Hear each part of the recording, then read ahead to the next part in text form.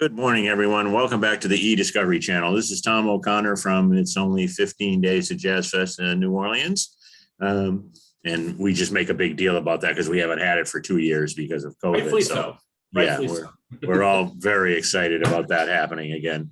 And for those of you who are following the lineup, of course, you may have noticed that we had, for the first weekend, the Foo Fighters had been scheduled. And of course, they've had to bow out. They canceled their whole tour.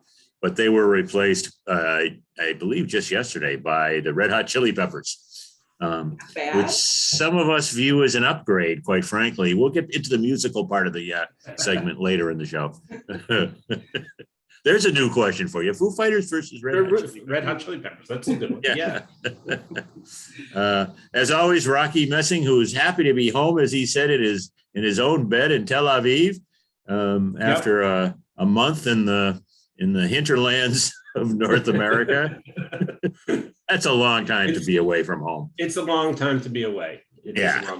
But it's good to be back, and things are back to normal, so it's all good. Well, it's close to normal. Close to whatever we call normal. Yeah. And everything's okay on your street. The Israeli Secret Service still has things under control. They didn't change prime ministers while you were gone or anything. It's close. There's a coalition crisis going on over here, so we'll see what happens. I might get my street back. Ever since I've met you, there's been a coalition crisis going on. Well, for the last 75 years, there's been a coalition crisis. Yeah. I mean, I almost wish that they would do that system here in the United States, because then they'd spend more time worrying about the coalition instead of sniping at each other and being divisive. But anyways, as always, no politics.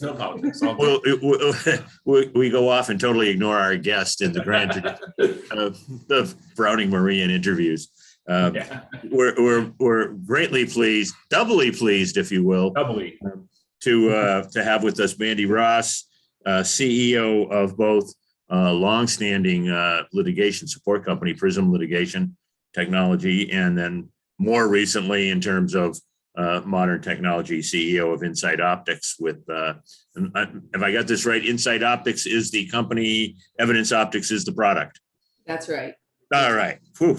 That's it. I'm only on my first cup of coffee here, so it's early where you are, for sure. Yeah. So, and by me, I could probably say that I'm on my first cup of bourbon. And there you probably be okay. Still a little bit early for me. But well, what are you? You're 8 hours ahead of us. Is that right? Yeah, 8 hours ahead of you. So all good. Yeah. Anyway, I don't know why. As a recovering alcoholic, that was totally irrelevant to me. If it was, I was awake. It was time to drink. So, Mandi. Yes. Enough about us. What do you think about us? What do I think about being 5 o'clock somewhere? So we always start off, as you know, we're making snide jokes here because we had a technical glitch, and we're doing a mulligan here, as they say in the technology world. So Mandi very well knows how we start this off. Tell us a little bit about yourself and your background. Like, specifically, how did you get into this wacky business of ours? Well, I think, like a lot of people, a lot of people fall into this industry accidentally. It's not necessarily where they start. But I was working for a plaintiff's firm in the mid 80s. And we were doing drug products liability litigation and sending out those traditional any and all document requests, which at the time was kind of standard practice. And so the pharmaceutical companies decided to oblige our requests, and we got any and all, which back then was 500,000 pages, which we just didn't see those data volumes back then. Nowadays, people would probably, kind of turn their nose up as that being a small data set. But back then it was pretty daunting. Oh, yeah. Yeah. So as the lawyers looked in the conference room that was filled with boxes from floor to ceiling, they said, we have to do something with this. And I was actually majoring in computer analysis and design in college. This is right when PCs hit the scene. Prior to that, it was those Xerox memory writers, which everybody thought they were so cool because you had 50 characters where you could fix something if something went wrong. So PCs had just hit the scene. And so the lawyers basically said, since you're the only one that will touch a computer, will you do something with these documents because they're unwieldy? And here's $20,000 to go buy an incredibly overpriced computer, right? Oh, I know. I tell you what, they were so expensive. I was just thinking the other day about what we paid for scanners and PCs right when we started out. And I think it was about a 50 grand hit per station to actually scan it. Right, That's a little further. That's in the 90s. But yeah, the cost points are just way different than where we are today. So this is before any lit support software even existed, because the PCs were so new at that point.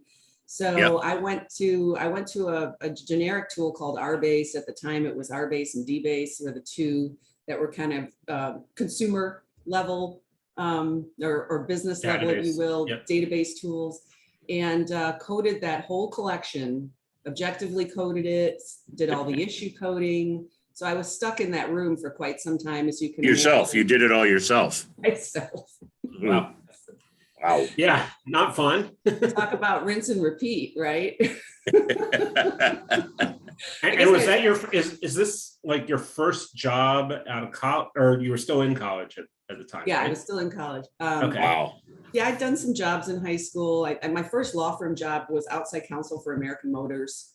And, they had some issues back then with the car that was somewhat unreliable. So, that was my first law firm entry. And then I ended up at this firm after that adventure. So anyway, the database adventure was really interesting, because not only did we use it to evaluate the incoming production and what was missing, and, did we get a truckload dump, and were we missing things that were critical to things we had asked for, but we also used it really heavily for debt prep, managing exhibits, and kind of moving those cases all the way through the litigation life cycle. So because I touched the computer, I then got promoted into, well, why don't you do the network deployment? Back then it was Novell and OS2. If you guys remember OS2, it was kind of a lot of hype. And then I went and got certified for a week at IBM, and nothing happened. But so you're describing the early days of my career. I think we talked about this once before, but the slight variation being we were using the DOS version of summation, which was based on rBase. So we would very often use rBase to do all the computations and work, and then just import everything back into summation. But the whole thing, you were a database person, then that all of a sudden overnight you were a network expert. Right. And you had to know how, and this is all pre-Ethernet basically. So you had to know, the closed ring networks, and so much fun. It was and you decided not to take it and productize it. Did you just see not a need, or you thought it was too specialized in terms of like what you did for the firm?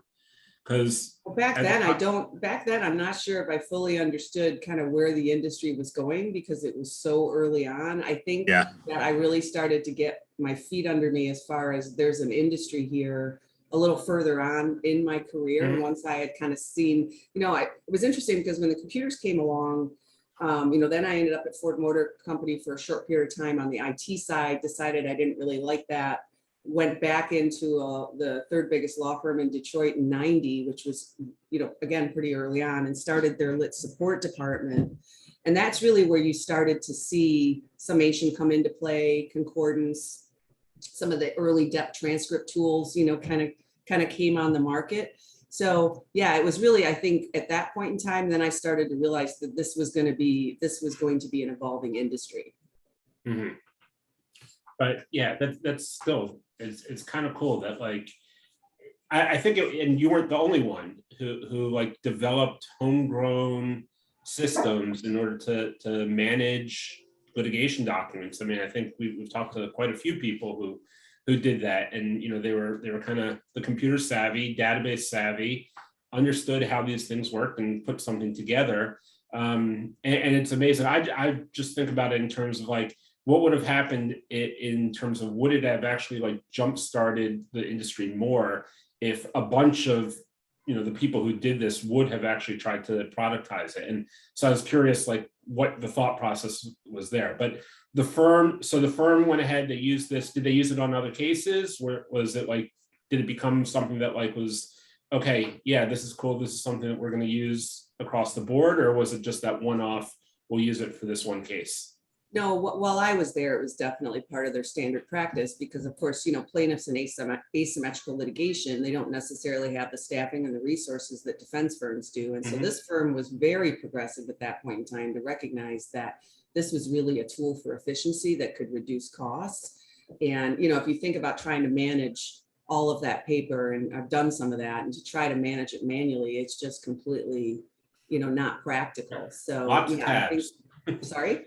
Lots of tabs. Binder tabs, yeah. Lots of Post-it notes. Yep. Yeah. Yeah.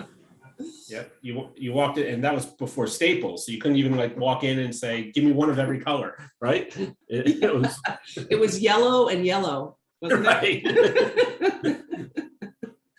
Okay, so now we're into the mid-90s, right? And you're working at law firm, correct? Correct, that's right. And so what was it like to actually start a lit support team from scratch there? It wasn't the smoothest adoption path. Certainly, I think the lawyers recognized that they needed this support and they viewed it as a legal function, which was really important to me because it's always been about tech and process and then understanding what the end goal is. And so, yeah, they had kind of two objectives. One, of course, was lit support. And then the other thing that was just starting to emerge were the trial presentation tools at the time. So it was a bit of a rub because I was on the legal professional side. I had to interact with IT, and IT didn't quite understand why I was on the legal side. And then, of course, the other challenge with working in legal is that there is no 9 to 5, right? Things happen, on the weekends, at all times of the day and night. And so there was a bit of a rub with me trying to get what I needed for the legal teams, just because of the unpredictability around just how litigation functions. But we were able to get the department up and running, and I didn't stay there that long. I was only there a little over a year because I started to interact with the vendors. The copy vendors were now moving into imaging. So they were all buying a scanning license. The Doculux was pretty popular back then. And then there was another one, which was the one Brent Sandstrom wrote, which I think was Production Link, which I think is one of the ones that we started with. But in interacting with the vendors, what I realized was, they didn't really understand unitization. They didn't understand the discovery process. And so I was getting a lot of deliverables that weren't really passing muster. And so that was really the decision point. I thought, I understand the technical aspects. I also understand the legal components. I think there's a real opportunity because these tools are so new to the legal department, to the lawyers, which of course I'd experienced at the law firm, that I viewed the firm as being my lit support company. The first one as being not only a vehicle to provide the transactional services, imaging, coding, OCR, but the more important aspect was the actual consultative support for the legal team so that they could really leverage their investment. So I started my first lit support company in Detroit with a partner in 1992 and built that for 5 years. And then I exited and actually started my own company out of Chicago. Prism. Yeah. I was laughing there for a second because you talked about the deliverables from vendors and how that could be sort of an uneven process. And that's as opposed to the completely uniform, no problems in load files that we get now, right? And we never run into those sorts of problems anymore. Exactly. I'm surprised that like advanced text editors still exist because no one needs them. Yeah.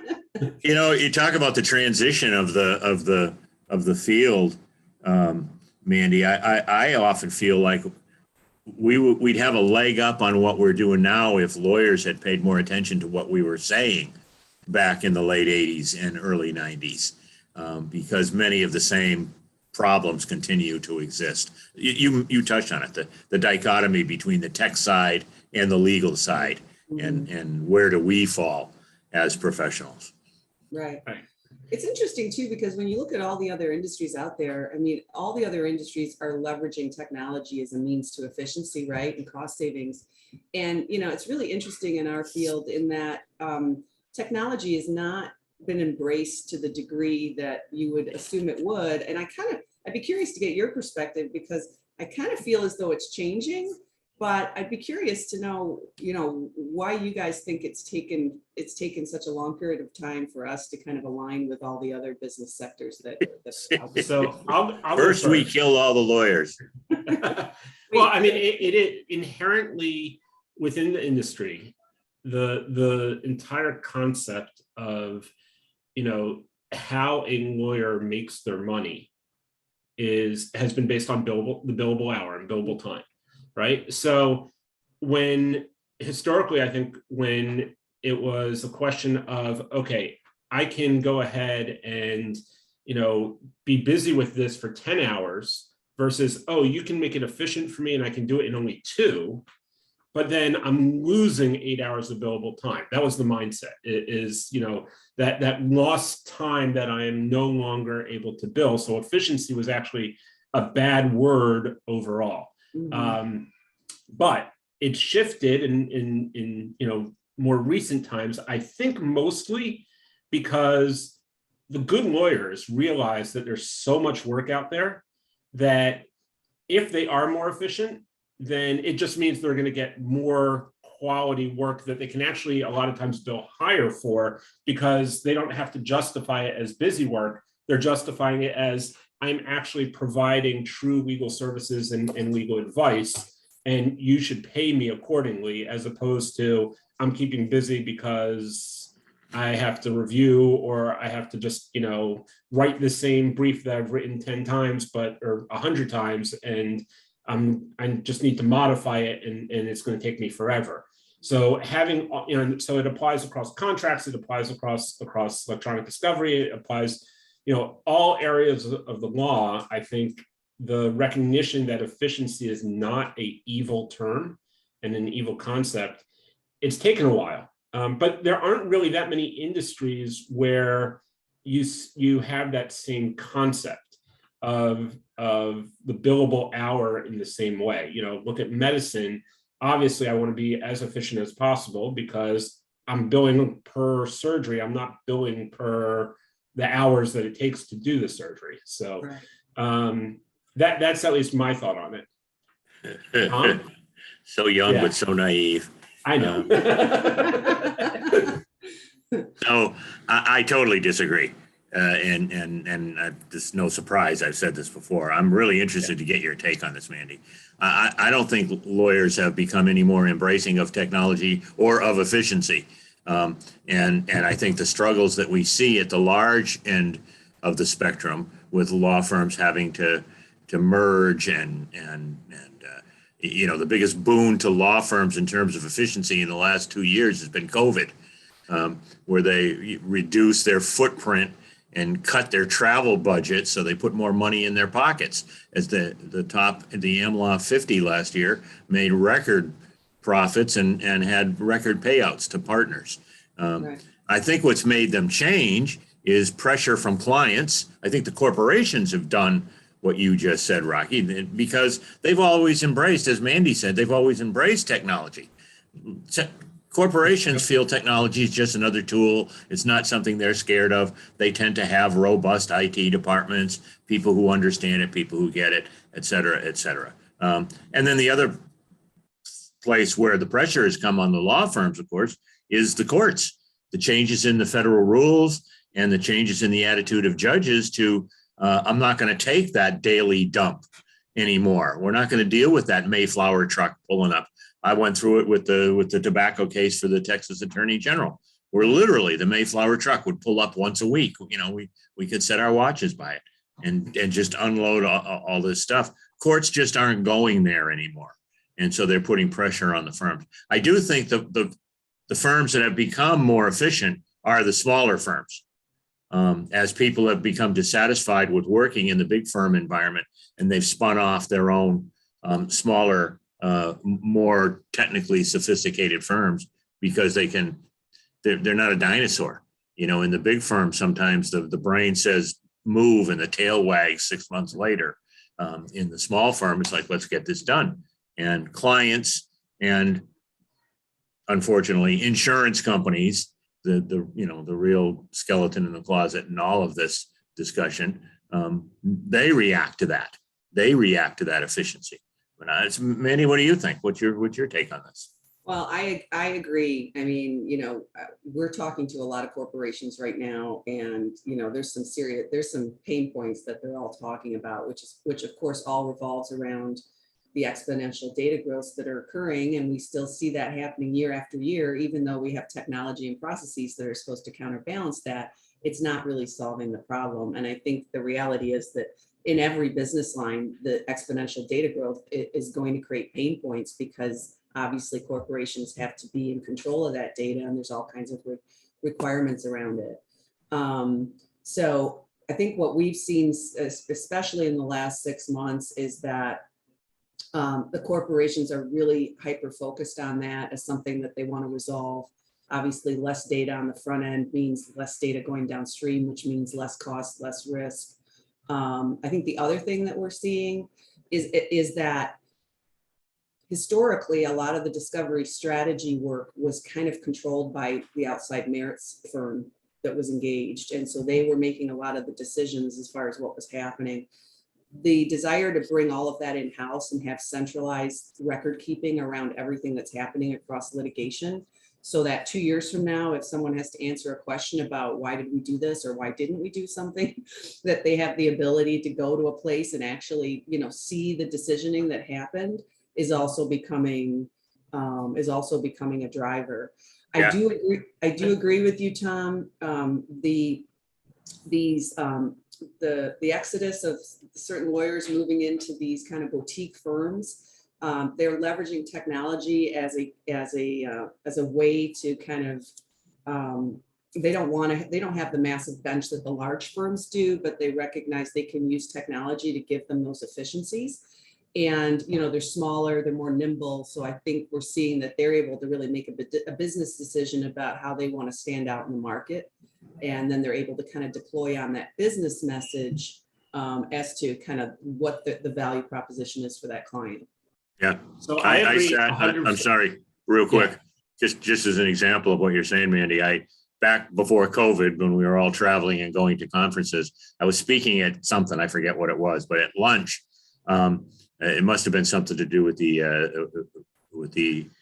corporate counsel folks, because at lunch I was sitting between the GCs for two major corporations, two, I won't say their names, but two extremely well-known, Fortune 50 corporations. And these were the litigation GCs.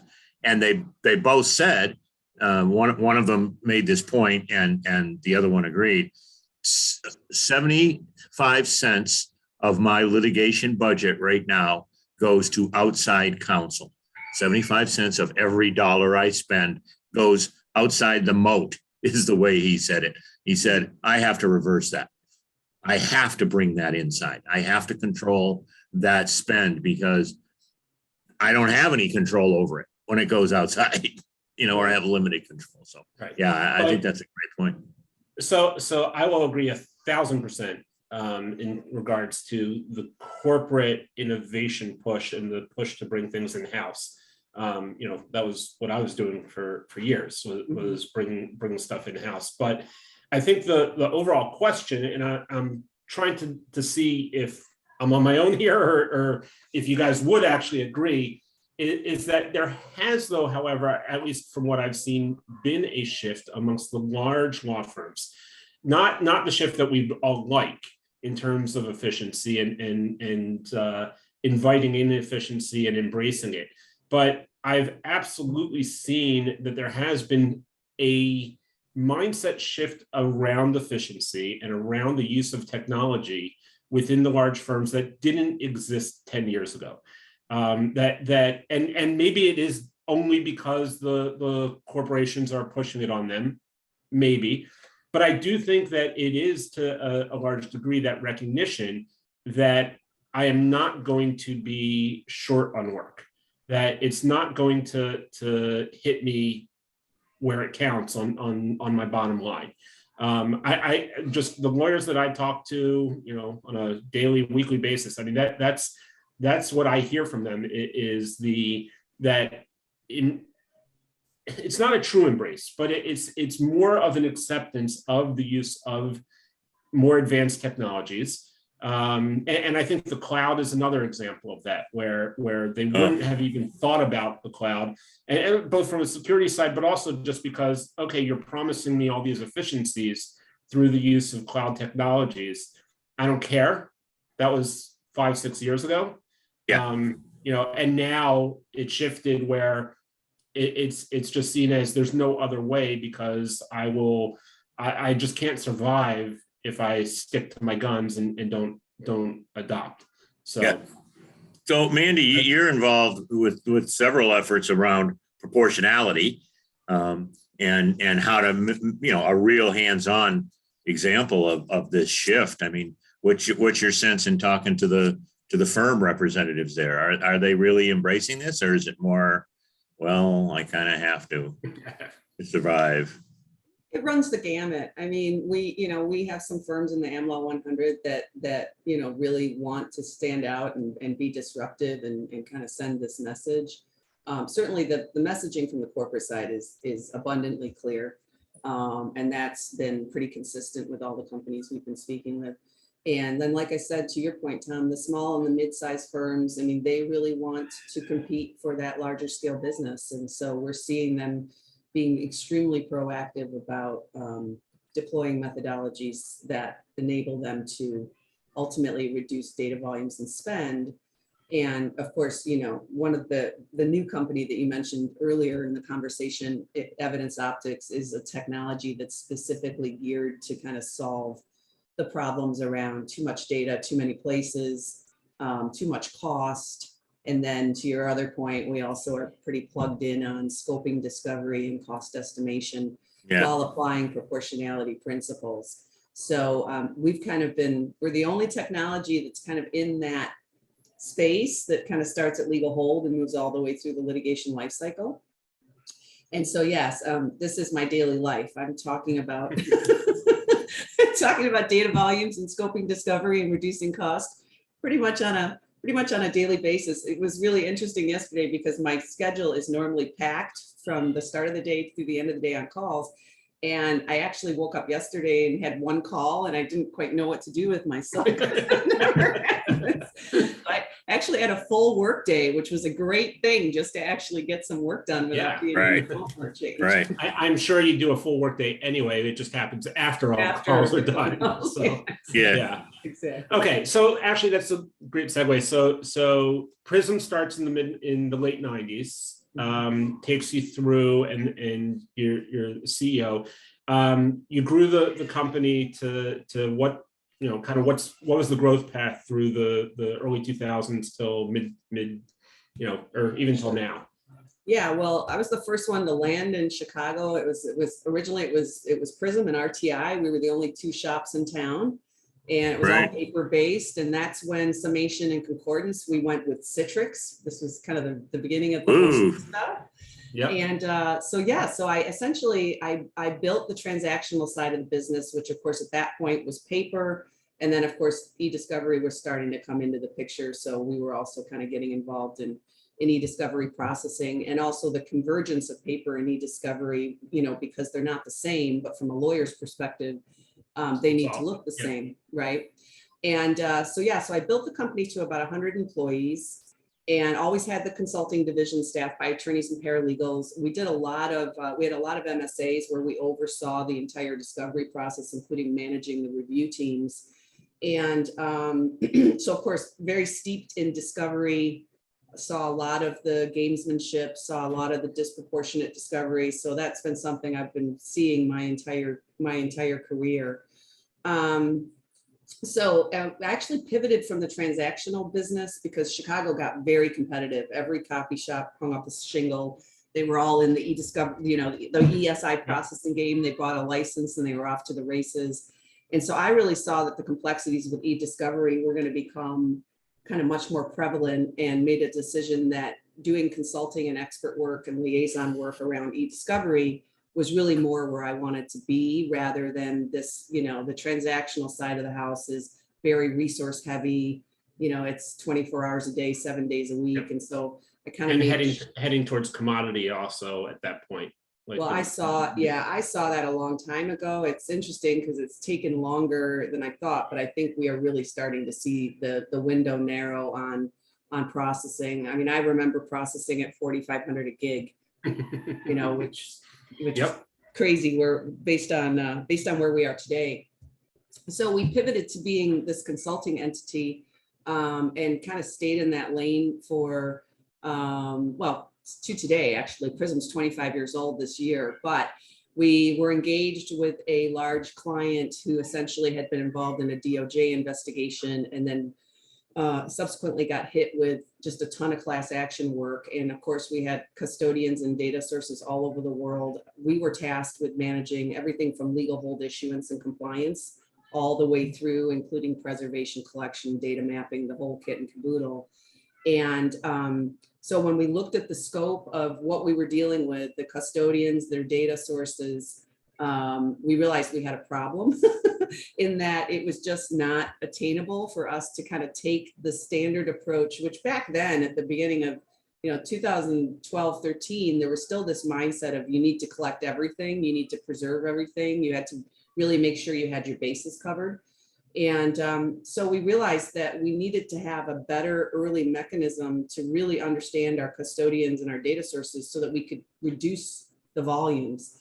So we went out looking for technology, because we were technology agnostic intentionally on the consulting side, that would allow us to basically engage with the custodians through an interview process with the legal team, so that we could do a few things. We wanted to ask a short set of questions of the custodians, just a 5-minute interview, to actually be able to prioritize them by their level of relevancy. And the thought process there that was then we could focus on the most relevant group first and kind of figure out what the strategy was, and then take a tiered approach with an eye towards hopefully doing as little as possible with the custodians who were kind of on the bottom rung as far as relevancy was concerned. The second thing we wanted to do was that certainly we had distributed surveys to the employees to determine data sources and locations from their perspective. But what we often find when they respond to those questions is that they don't necessarily understand, is it relevant in the context of this matter? And then the other thing that you find is they often identify data sources that are either duplicative or truly not relevant at all. So the thought was that rather than just preserving and collecting based on the custodian responses, the attorneys would engage with them because they're trained to question, right? Trust but verify. So essentially the attorneys would conduct a secondary interview so that they could make a further cut as far as, is it relevant, which of course is the first threshold for 26B1. And then is it actually truly unique and should move forward. And so we actually built the technology to do that, deployed it very quickly, had lawyers in Europe, had lawyers in the US, of course, had custodians all over the world. And what we saw was just an incredible reduction and just an incredible level of clarity around where to start. And so that was really kind of the genesis for what is now Evidence Optix. Back then it had a really, we thought of this name, it took us a long time. It was called the SAP. Okay. We walked around talking about the SAP for, we worked on these for probably 3 or 4 years. So that was the survey assessment program, which is not really that innovative as far as names is concerned or creative. But since then, the product's kind of come along a long way. It's come much further than that. Cool. And now the product, it's actually offered as a product, correct? Yes, it's a SaaS-based subscription model. And corporations and law firms can spin it up, on individual matters, and essentially use it not only for that early kind of evaluation and interview process, but to Tom's point, we actually then took that base model. My partner and co-inventor on the patent is Bobby Basile, and she was actually working on Sedona WG1, I think back in 15, 16, after the rule amendment. And so we started looking at the metrics that we had constructed around relevancy and decided that if we could also construct a metric around data source burden and effort, and then also bring in cost estimation computation, it would enable us to essentially build a heat map where we could plot the custodians and data sources in their particular respective quadrants based on those metrics, And ultimately that could be used for discovery scoping, creating your budget internally, strategy, also used in the context of negotiation with other parties. And then the output of the model, which essentially gives you all the various data points that the legal team has constructed, essentially gives you a written record of what you're proposing from a standpoint of what is reasonable and proportionate to the needs of the case as far as the discovery is concerned. Yeah, I mean, it's amazing how few corporations, although it's increased now, but in general, have any idea when you ask them, okay, how much does a custodian cost, right, to go through discovery? They really don't have a sense of what their average custodians are. And one of the beautiful things that we had done at Microsoft was we actually had all the metrics and had all that data to be able to say, based off of engineer, marketing, sales, whatever it was, executive, here's what the average custodian on the average matter across, and I guess it's probably also because we had a lot of matters and you're able to gather that data, but but here's what they cost. And that way, when counsel comes and says, well, I think we need to add 20 custodians, and you can actually go and say, okay, forgetting about anything else, here's what it's going to cost. Projected cost for that is X. Yeah. Exactly. And so having a tool that can actually do that and gather a lot of that information and then understand and compare it when you're actually in the case of what have I actually gathered? What are the metrics on this? And then make those proportionality arguments. It's huge because we all talk about proportionality, right? But it's impossible to actually, when you go in and the judge says, you're arguing that it's this is a non-proportional collection or whatever it is, and you shouldn't have to do it.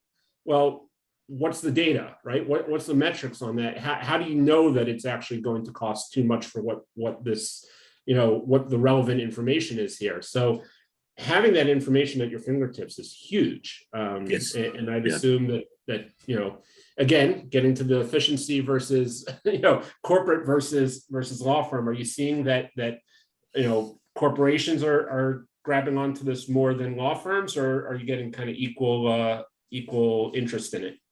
I'd say higher on the corporate side, but the corporations are also, they're looking at this as a mechanism where they can basically build standard operating procedures around this workflow and then basically have outside merits counsel all follow the same kind of standard process. So, not only does that give them the benefit of cost savings across their litigation portfolio, but it also gives them, centralized documentation and record keeping. And it's really interesting that you touched on proportionality because when, for us, when we came into the market, we said, look, the federal rules require this. This is something that really is a permission slip that you can take advantage of. And we heard from a lot of corporations that, the judge will typically err against them because they often view them as being, having deep pockets, so to speak, even if it is disproportionate. So from my perspective, I really thought that the proportionality value proposition was huge because we see 25 to 50% reductions typically when people deploy this workflow over what they would do in the past. We do know there's an industry initiative, Rachi, that's been underway for a couple of years that's built a framework that actually aligns with the technology, the patented framework that we've created. And because of that initiative, there has been a lot of engagement with the judiciary about kind of the whole issue. And certainly from a judicial perspective, there's a high level of frustration, to your point, about the fact that the proportionality arguments and burdensome arguments are the #1 discovery dispute, and they're growing year on year. Doug Austin and Kelly did some really interesting kind of projections on that case law. And so essentially, the judges are tired with listening to arguments to your point that with no quantification. Right. You can't come in and say it's too expensive, it's too much stuff, we just can't do it. The judges need data in order to make informed decisions. And so with this particular initiative, there are likely going to be judicial pilots in the near term where people are going to be deploying this process. I'm not exactly sure when that's going to start. But it'll be really interesting to see how the parties and the judges react to being able to kind of put guardrails around this process, because, you know, even when proportionality was, well, it wasn't adopted in 15, it was re-emphasized. We didn't see anything really come into No, it play didn't that would shift. yeah, we didn't see people really say, wow, I'm going to come up with a mechanism to operationalize this. Yeah. Well, unfortunately, I think we're heading towards time. Tom, any other questions before we hop into our closing sections?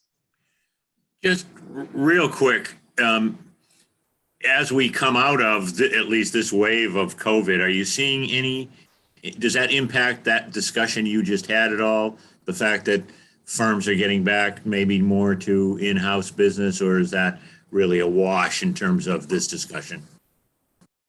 Yeah, I mean, other than the fact that, you know, now we have additional challenges with disparate data sources and the commingling of personal devices and business devices, which is a whole other topic. From a standpoint of this workflow, not really. I mean, the one thing we didn't touch on is, and the one thing we didn't recognize, was that all the data tracking and collaboration and notifications, the system does all kinds of stuff as far as moving data through that process. We didn't really see that as a huge value proposition when we came into the market, but what we're really realizing is that is the core of the value proposition and the pain points that we're addressing, which is plugging all those stakeholders from the corporation, the law firm, the vendor, all into one environment where they can collaborate in real time and make decisions. So that's been probably the most interesting thing for us to learn, is that the standard procedures around organization in a lot of instances are still the spreadsheet, the traveling spreadsheet, which of course we all know. Traveling spreadsheet. Has its shortcomings. Yeah.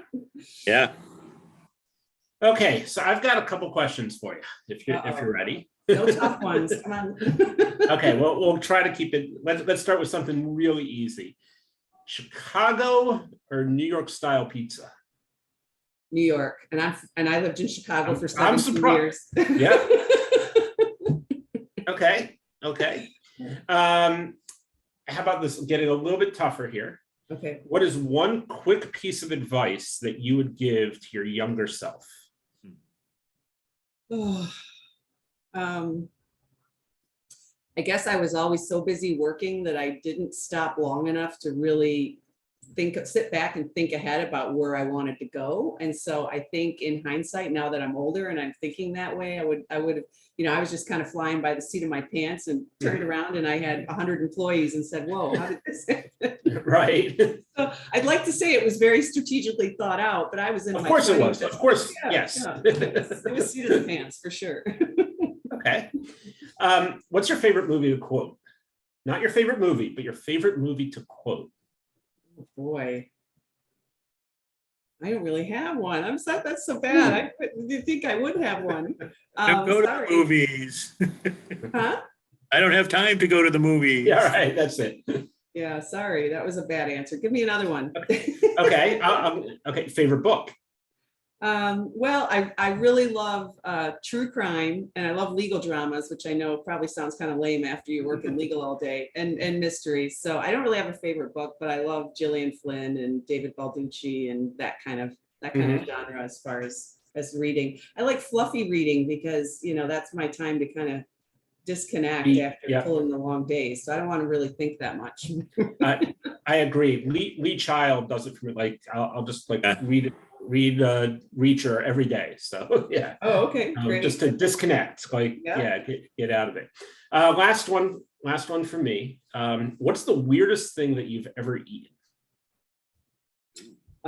Well, I was born in Scotland and they eat a lot of weird stuff. So yes, haggis was a staple, turnips and blood pudding, white pudding, you name it. A lot of things that I think US people just really can't get their head around. Right. And kidney and liver were also very popular. Are big on the menu. Yeah. I know. Okay. Haven't had it recently. Blame my mom for that. Right. Mr. O'Connor, the floor is yours. Okay, so I got one for you, Rocky. Quick start question here. Movie reacher or TV reacher? Book reacher. Oh, no, that's not in the question. The question was movie reacher or TV reacher. Definitely TV.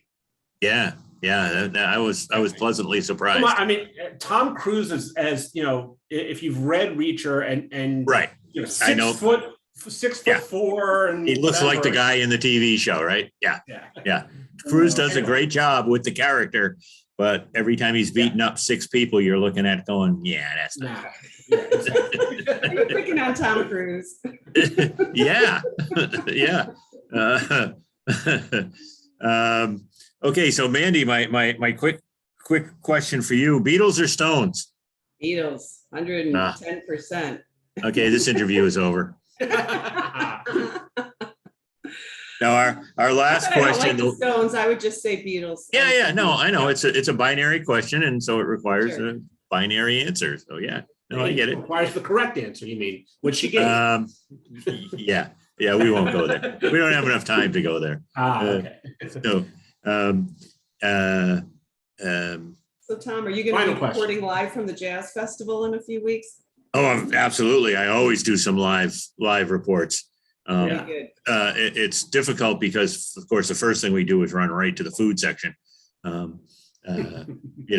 Crawfish pie, crawfish enchilada, crawfish Monica, crawfish, steamed crawfish, fried crawfish on Tom's front lawn. Yeah. That's right. But yeah, the food is, it really is the official title is the New Orleans Jazz and Heritage Festival, because when it started out back in the late 60s, it was heavy on Duke Ellington appeared. A lot of the big name jazz artists at the time were very, very popular musicians, and pre-Woodstock.